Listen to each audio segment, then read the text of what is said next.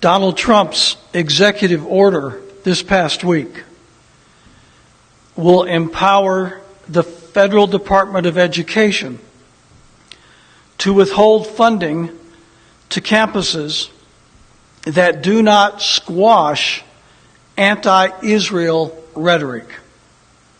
In other words, it is now official government policy to deny college students and faculty members their natural and constitutional right to criticize, especially and primarily if they criticize any and all things Israel. This will also doubtless include speech that supports Palestinian rights.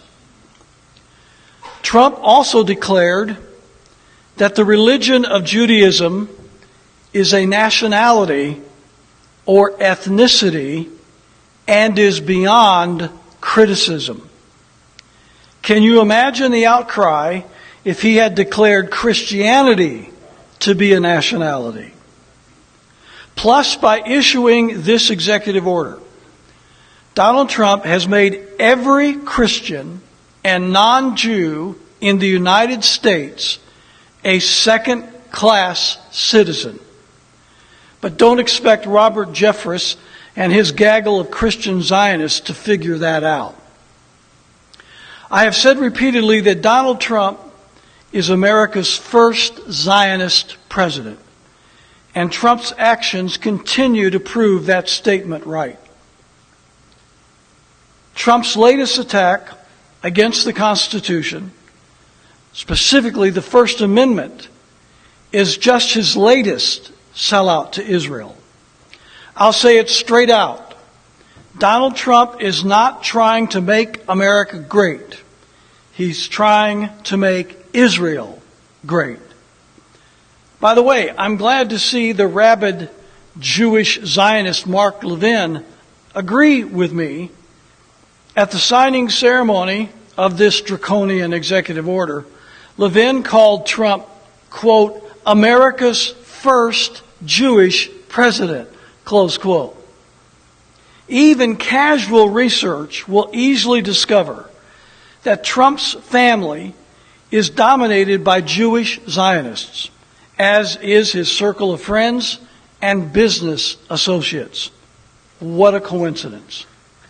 Trump says his EO is protecting free speech on college campuses. That's a lie.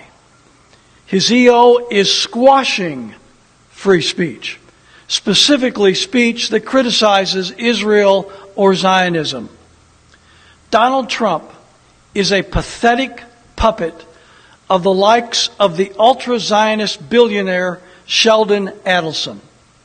Even worse is the fact that the Christian Zionist preachers and churches in this country are as much Adelson's puppet as is Trump, which is why they love Trump so much.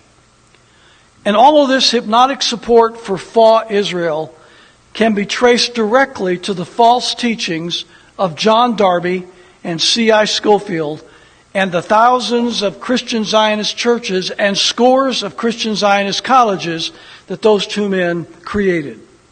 Now, the Zionist Donald Trump is trying to prohibit colleges from criticizing Zionism. If you are looking for an impeachable offense, this blatant abridgment of the First Amendment by the President of the United States is it. But don't expect Democrats in Congress to challenge Trump's unconscionable EO that officially elevates Jewishness to royalty status, because the same Israeli lobby that controls the Republicans in Washington, D.C. also controls the Democrats. Trump's EO will deny funding for colleges and universities unless they prohibit the right of faculty and students to exercise their First Amendment freedom of speech to criticize Israel. How long will it be before Donald Trump decides to criminalize anyone who criticizes Israel? Donald Trump is not only a Zionist hack, he is a wannabe tyrant. And this executive order proves it.